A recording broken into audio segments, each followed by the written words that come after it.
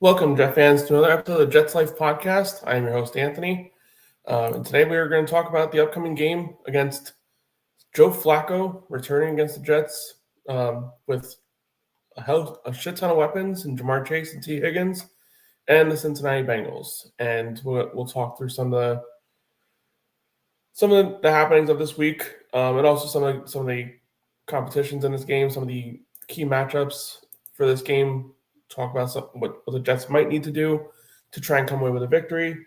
I tried catching up on the press conference from Aaron Glenn right before the show, but it seems like the Jets site was having some technical difficulties with getting that aired. What else is new?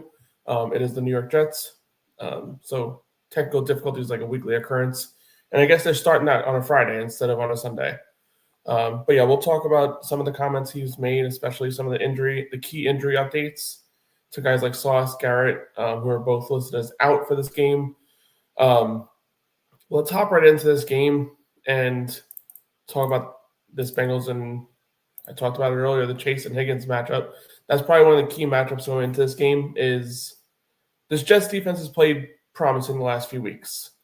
They've gone up against Denver, and it was a London game. So the question that I keep kind of referring back to is, was Denver just kind of, sleepwalking into that game? Was it the real Denver team that the following week scored 30 points in the fourth quarter? Were they still kind of sluggish in those was the first three quarters of that Giants game really what the Jets went up against, rather than the fourth quarter team? And then, another promising performance against Carolina, to allow 13 points in back-to-back weeks for this defense is critical, especially when the offense is really giving you nothing from a time of possession standpoint, to really just helping you with field position. Nothing has been kind of going the defense's way. I don't fault them so much for what happened at the end of the first half. At some point in time, you can only do so much to hold teams to, 10 points a half in today's NFL is, a feather in the cap for the defense. They did their job. It's up to the offense to try and score points as well. And in this game, unfortunately, didn't score enough. But that's the past. Those two games are behind us. Those two miserable games. Fields being benched.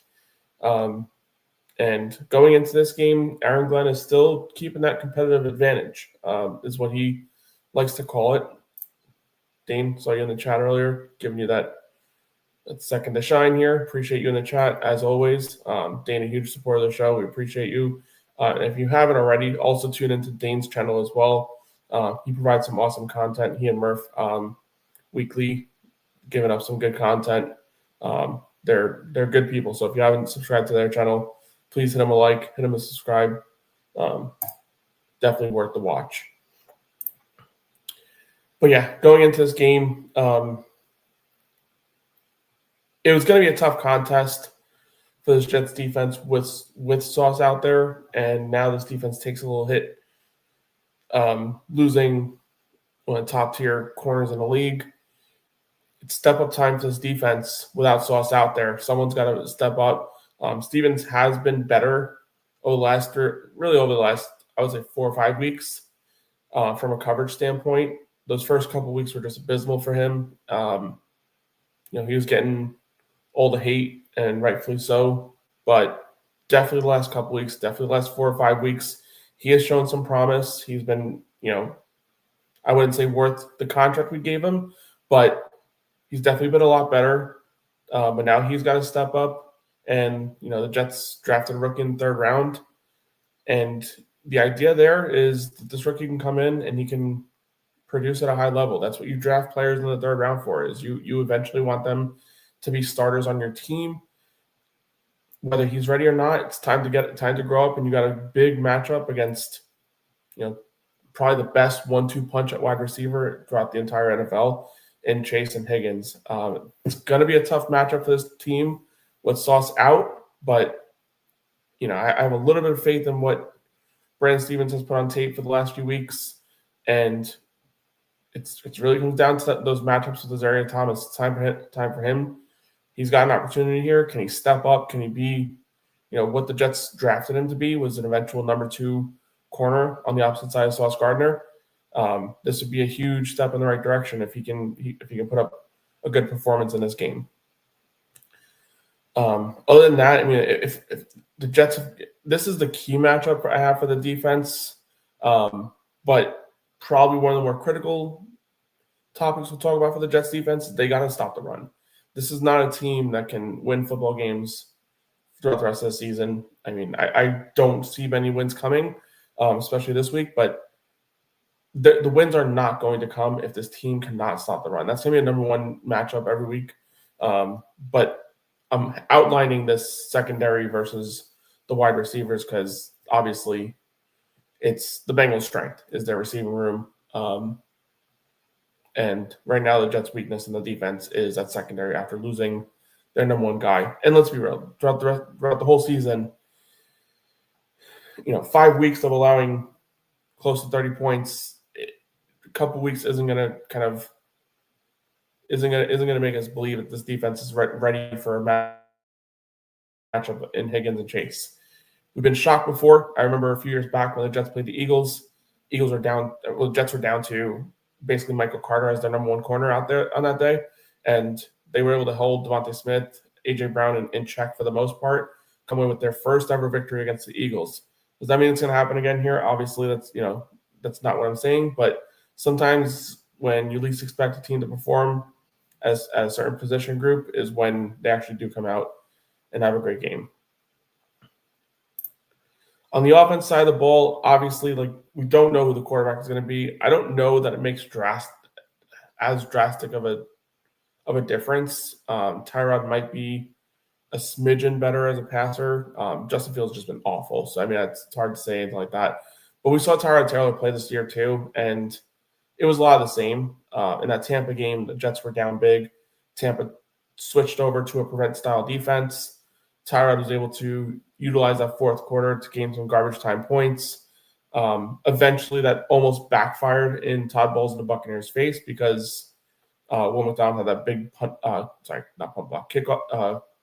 field goal block that he returned for a touchdown.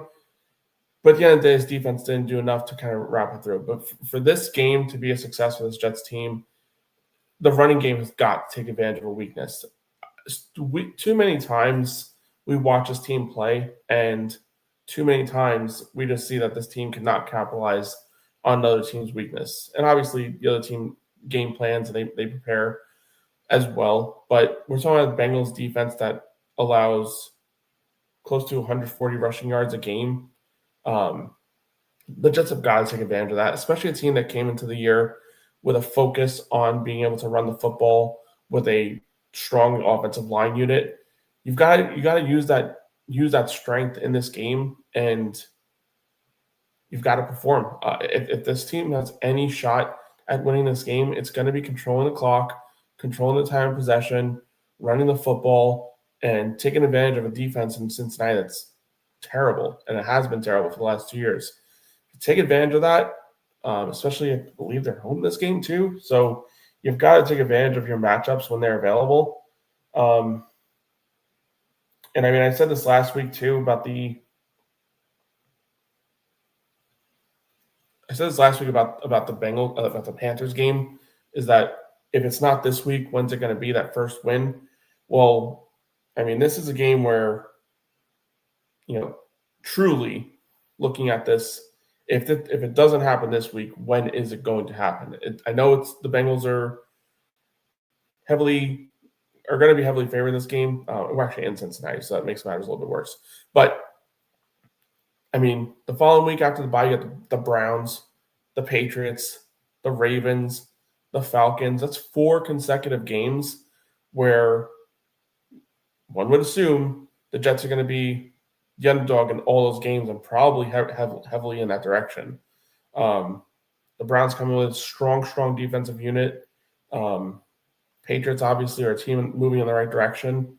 The Ravens, they are not off to a hot start, but they've got a lot of injuries going on there. And with the Jets' luck, all those guys will be returning that week, ready to kind of get that playoff run in full gear.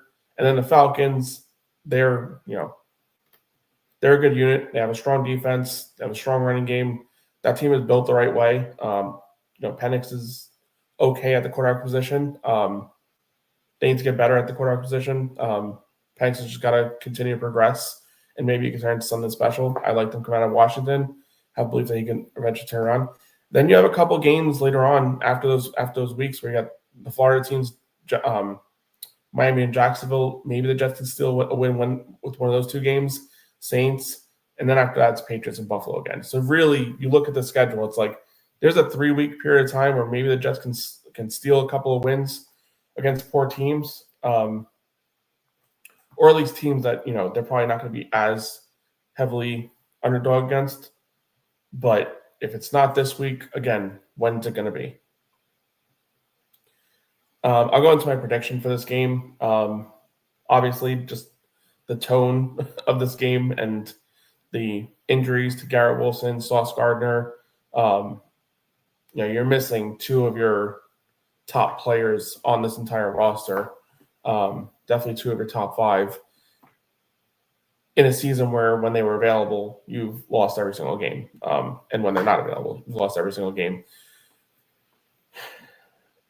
I just think the Bengals offense can score, and they can score a lot. This is the kind of game where if you're a defense, you look into it, and obviously you want to hold every team to a shutout. But obviously this isn't probably going to be the week for that. But this is the type of game you look at and say, can we hold this team 20 points, 24 points? That'd be a big win for the defense. But the problem with that is I just don't see where this offense and these receivers are going to be able to produce close to 20 points to make it where they can walk away with an upset. So I do have the Bengals winning in this game. Sorry, Jet fans, but the tank continues at this point. I have them losing this game, moving to 0-8, whether you call that an improvement if you're on Team Tank, or if you rightfully so, or pissed off at the fact that we're at this point, 0-8 before Halloween. But I do have the Jets losing, going into the bye week at 0-8, where there will be a lot of changes, I would assume, as we move into the trade deadline. I'm going to say the defense does kind of show up again here a little bit. I'm going to go with 24-13 being the final score. Again, I just don't see how this Jets team – and 13 points with this offense is actually an improvement considering they didn't hit that mark the last couple of weeks. But, 24-13. We went into that Dallas game saying Dallas's defense is terrible and the Jets should be able to score points, and they didn't do much of that until garbage time. There's been a couple of games this season where you just kind of look at the other team and say, oh, they have a weakness. Let's take advantage of it. The Tampa Bay offensive line was riddled with injuries going into that game. The Jets couldn't take advantage of it. But I just don't see the Jets capitalizing in this situation. I have them going to 0-8, and again, the tank continues.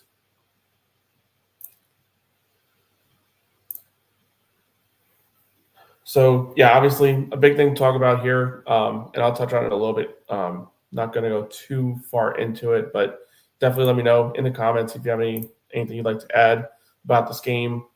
Happy to talk through it. But there's been a lot of chatter over the last few weeks about, will the Jets be buyers? Will they be sellers at the trade deadline? Well, obviously no reason to be a buyer, so they should be running a garage sale, full slate going into this week. And I would say the biggest thing to talk about here are a lot of the key names that have been brought up. And I'll start with some of the bigger names, and probably the bigger names that I don't believe will be moved. And started with Jermaine Johnson, and he did put out a post out there saying, from the Wolf of Wall Street, I'm not leaving. Obviously, some explicitives there, and I think this is a smart decision for the Jets brass. It doesn't make sense to trade away Jermaine Johnson. Probably the best you're getting for him based on his injury history, and the fact that he's, a team would have to negotiate a new contract because he's on that 5th-year option beginning next year. A third-round value for a guy like Jermaine Johnson, who, let's be real, I think, and I've mentioned this a couple of times, a big reason why his Jets defense has been what it's been the last year and a half is because of Jermaine Johnson injury. Losing him on that edge spot forced guys in there like Michael Clemens and Will McDonald to play critical snaps when maybe they weren't ready. And obviously Clemens, being the player he is, shouldn't be getting a lion's share of the snap. But Jermaine Johnson has kind of set the tone for this defense since he's been back. They've been playing their best performances. I don't know if it's just a coincidence, but definitely something to keep an eye out for. When he's on the field, this defense is different. And Jermaine Johnson being traded would absolutely be ridiculous. And I'm happy that he put that comment out there that he will not be traded. It makes a ton of sense for me that this is the direction that the Jets are moving in. Let's not trade one of our key defensive players that we have control over for next year and could obviously franchise tag him the following year if needed, considering there's no major contracts that the Jets have on the board. It does make sense for Jermaine Johnson to not be traded. I'm happy the Jets are moving in that direction. Next guy, again, another guy that's unlikely to be traded, but Quinnen Williams probably demands somewhere between a first-round pick and a third, fourth-round pick, something of that nature, maybe a pick swap later on, whatever the case may be. I don't think it's an in-season trade, but definitely something to look at into the offseason, whether the Jets have the current regime, a new regime, whatever the case may be. Quinnen is still young, 27 years old. You can probably get the most out of all the players that we talk about in a trade package for a guy like Quinnen Williams. I'm not saying that the Jets should be in a rush to trade away a player that's been, all pro in this league, a Pro Bowler consistently throughout his career with the Jets. That's not what I'm saying here. But if you're a team that's like the Jets, who probably has a couple years before, we're really talking about this team being playoff caliber or at least in the mix of everything, it might make sense, especially picking a quarterback early in this draft, which is the expectation. Many expect the Jets to be picking first, second, third, somewhere in the top of this draft, where they'll be in the market for a quarterback. It does make sense to potentially kind of, trade away a defensive asset. It's a key asset, obviously, and this is where it gets difficult. But if you're trying to build around this quarterback, the Jets have limited draft resources to be able to do that. They have the first-round pick this year, the second-round pick. They don't have a third-round pick because of the Hassan Reddick trade. Trading away Quinnen in the offseason potentially for a first and a third-round pick could really kind of help you in the top end to maybe get that second wide receiver. I do hope and expect that the Jets would address this in free agency. But it doesn't. But it also is a huge benefit of this team to address as many, because the Jets don't only need a number 2 receiver. They need a number 2. They need a number 3. For those of you that are high on Arian Smith, his role ideally is your fourth wide receiver, deep speed threat. That's the ideal situation for him. But you need your top 3 receivers to all be, to some extent, key possession receivers, guys that can make catches. The Jets have the offensive line to support a young quarterback. They need those receivers there, and they have Garrett Wilson, but outside of him, that entire receiver room needs a major shakeup. So a trade for Quinnen Williams, I don't think happens this offseason, during the season, but look in the offseason, especially if it's a new regime. I would hope the Jets would move in the direction of an offensive-minded guy with the rookie coming in. If that were the case, if they're even going to move on from Glenn, which I don't think they will. But if you can go out there and you can trade away Quinnen Williams, get some premium draft capital, it might be something that a new regime looks at for a guy that, you're going to have to give a new contract to. And, it's a tough decisions that sometimes have to be made. You can't keep everyone, and I know the Jets don't have many players, but you also got to look at, the grand picture, and is Quinnen Williams part of your short-term solution? And is he young enough to be part of your long-term solution? You probably got to give him another 3-year contract if you're going to keep him around, putting him at that 31-year-old season, whatever, and then you can move on after that. But you can also really do some wonders with this offense and build around it if you were to do that.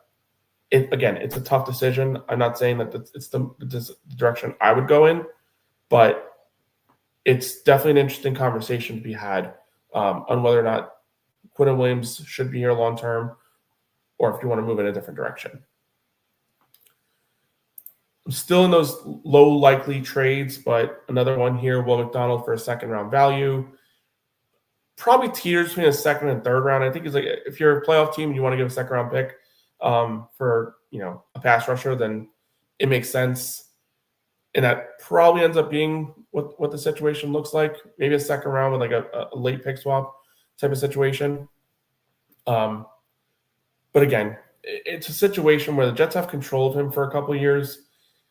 I don't know that it makes the most sense to move on from Will McDonald, but you have Jermaine Johnson, who you might have to give a contract to. He's your 3-down edge player or whatever. If someone needs a pass rusher and they're willing to, give you a second, maybe a second plus something, a second round value would actually be pretty solid for McDonald. But again, I mean, it really comes at this point, it becomes you're trading away a player on your defense, a defense that, wasn't great early in the season, but you're trading Will McDonald at a low value, I think, because he had those 2 sacks against Pittsburgh, but then hasn't done much since. Is someone willing to give you, second round value at this point in time when, he's a couple years away from needing to be paid himself? Obviously, second round pick is something you would need to consider here, but I think it makes more sense for the Jets to maybe keep their younger players and see what they can build off moving forward. I'm going to start going into now the more likelier trade situations. Obviously, not every trade will happen, but it's now the window of, okay, these guys, if a team is offering something, maybe we got to consider it because probably not going to be here next year. And let's start with, I'm going to get here probably one of the least likely ones because, I mean, the Jets want a good offensive line. And, if you're going to trade away key components to that, makes things a little difficult. But John Simpson likely is not here next year, I would assume. He's probably going to get somewhere between $6 to $8 million, maybe even a little more, because the guard market has been kind of crazy in the last few off seasons. His trade value says around a late second, third round pick. I more think it's probably like somewhere between a third and a fifth. He's on an expiring contract, so there's that. So I would say third round pick. Where do I sign? If someone's giving you a third round pick for John Simpson, that gives you some ammunition to be able to, go into next year's draft with a more promising stack of cards. But I think the more likely kind of compensation that the Jets will likely be offered is probably somewhere around a fifth round pick. And for a fifth round pick, I even say something like that is something to consider. The Jets are in a point in time where, and this is just me being the fan, saying the Jets are in a point in time where they need to consider all options. And is the player going to be part of your future? If not, you really got to consider the long-term future of this team. If the Jets have no intention on signing John Simpson, or, if his intentions are that he has no intention in re-signing before free agency, you got to kind of get what you can get for that player. And there is compensatory stuff that's out there. And the problem with the compensatory picks is that I would expect that the Jets are probably going to use a lot of those salary cap dollars to bolster up this roster. And if that's the case, then compensatory picks really don't matter because the Jets are probably not going to get those compensatory picks. The way that whole formula works is for every free agent that leaves and signs with another team, there'll usually be some sort of, okay, you lost this player, he signed, let's say $15 million with another team. Well, who did you sign? Did you sign any players for $15 million? And if you did, that negates the impact of whatever compensatory pick you would have been eligible for. So I don't know that the Jets are in a compensatory pick type of situation where they should be looking at decisions like this based off of that, unless that's not their plan, which would be kind of odd for a team that's probably going to be picking a quarterback way early in the draft. It makes the most sense to be able to say, hey, this guy's probably not going to be here next year. And even if there's a slight chance, do we feel like there's another free agent out there that could give us a similar result at a similar value where, John Simpson for a 5th-round pick, plus we're going to use some resource that we're going to use on him anyway to bring in a similar player. Makes sense to get that 5th-round pick. You're not changing the world with a 5th-round pick, but you're getting another dart to shoot at the dartboard. And that's really what this comes down to. This team needs to change a lot on this roster. They need a lot of depth. And the way you build that is those middle rounds of the draft. So John Simpson being a guy that I don't necessarily see as part of the future. Listen, I'd sign him today if he's willing to take a contract today for 3 years, average annual value of $7.5 million. Do it today. It makes sense. It's the same contract he got in his first, I think it was like around $7 to $8 million, maybe it was. So sign to the same type of contract. If he's willing to do it, then it makes all the sense in the world to just ignore any trade rumors, keep him long term. But chances are he's heading into free agency, and you're not going to get that chance before free agency starts to be able to get those exclusive negotiating rights. Maybe I'm wrong. Maybe 6th round, but my thoughts are, if he's not part of your future or not in your primary thoughts for your future, probably a good idea to get as much as you can today as opposed to ignoring it for tomorrow. Next trade candidate, Breece Hall. He's a running back, can be explosive, just hasn't done it enough in this league since his rookie year, since coming back from that injury. He's had some bad offensive line coaching, but the moral of the story is, the Jets are in a situation where they need players that make a difference. And at this point in time, he's just not making enough of a difference. Kind of talking out both sides of my mouth here a little bit because I'm saying, we got to look at the future. You got to look at building around a young quarterback. Breece Hall will be a big piece of that if you're able to bring him back. But you listen to Breece in his press conferences, and he just seems like a guy that's worn out.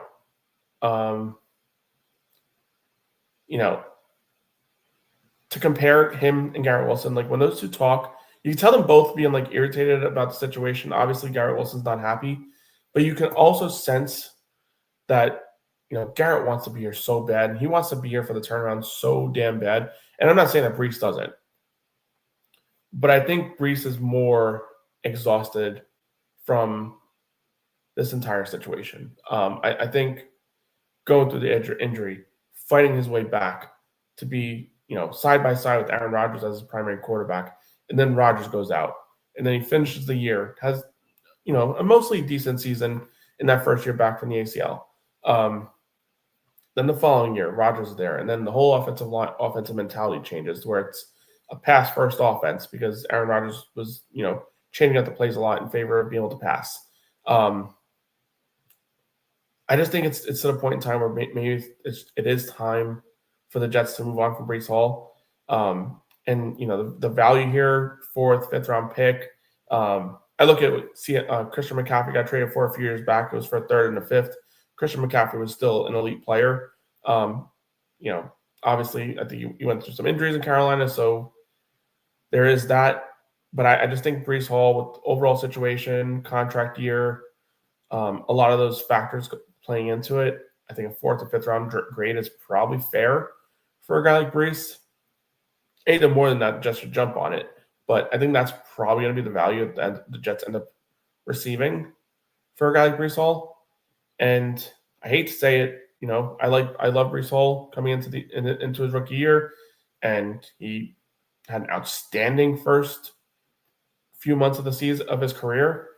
But then that ACL changed things drastically, and it hasn't gotten back to what it was as a rookie. And on a contract year, in a situation where this regime may not look at him as, being that primary running back, or might believe this team has 2 other running backs in Braylon Allen, Isaiah Davis, maybe paired with a free agent signing next year, or a, middle round pick that they can kind of group into that running back room.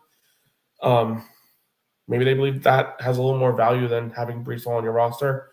I just don't. I've been saying for a long time, I just don't see the situation where the Jets bring in Breece Hall for next year.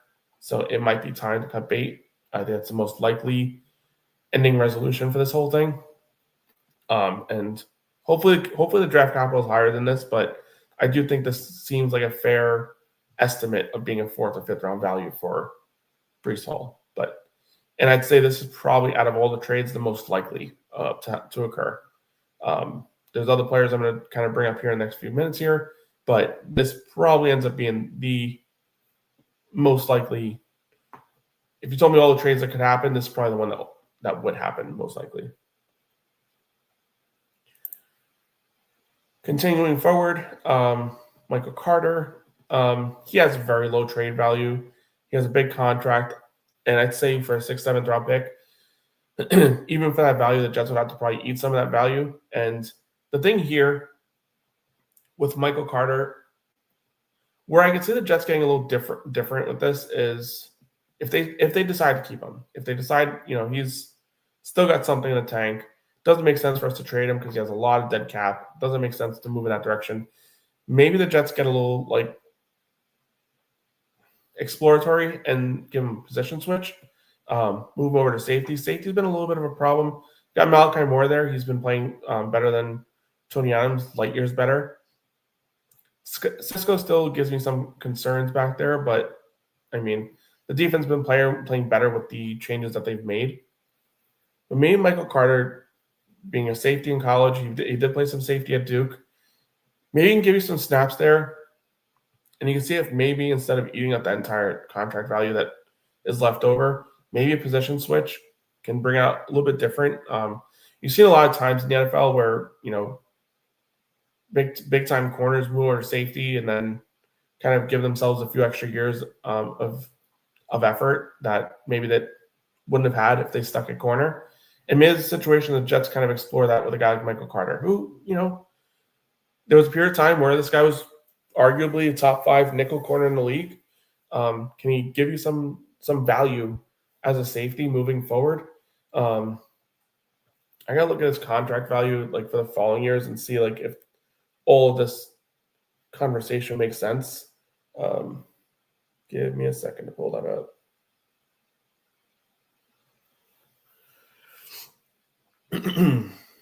So Michael Carter.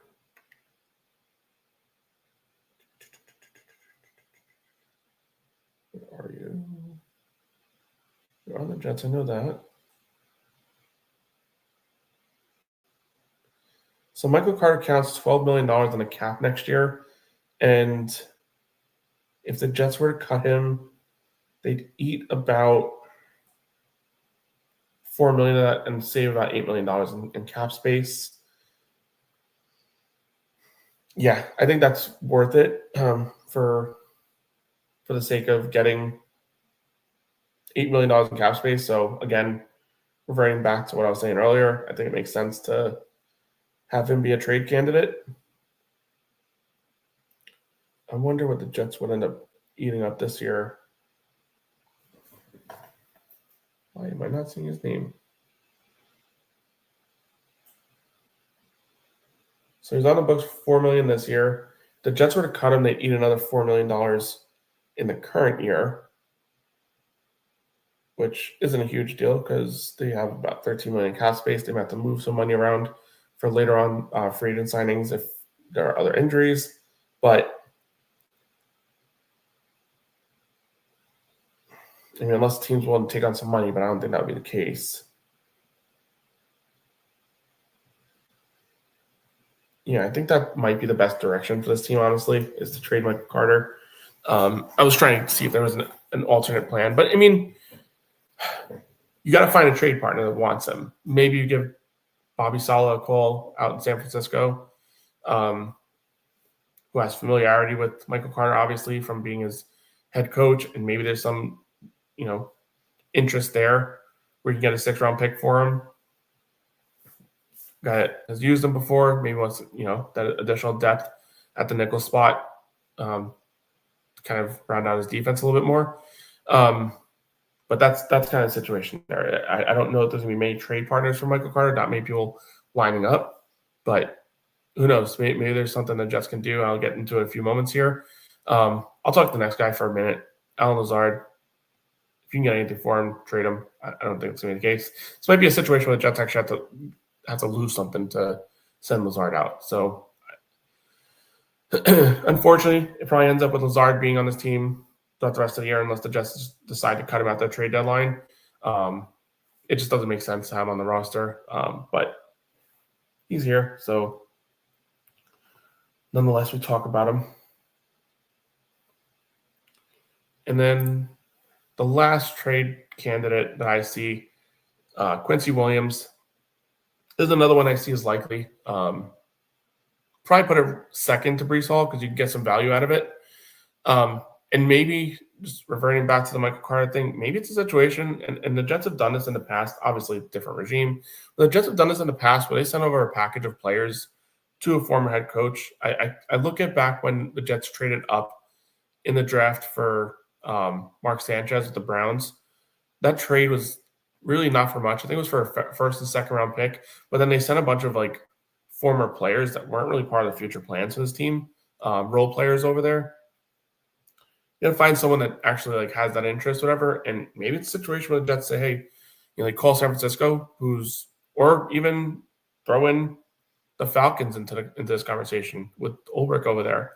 And you package both players and you can get, maybe instead of 5th round pick for Quincy Williams only, you move that out for a 4th with a 5th round pick swap for 2 players, get them off your team, get something back in return, some additional draft capital. A little more of a creative way of looking at things, but I mean, chances are Quincy Williams not here.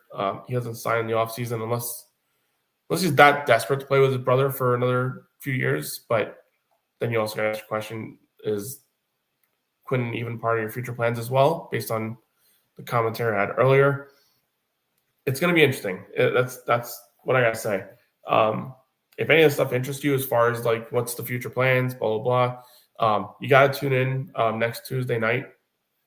I'm going to be on the show here as well. Dom will be on as well. And we're going to both give our little predictions for how the offseason will go. We'll pack it up with trades.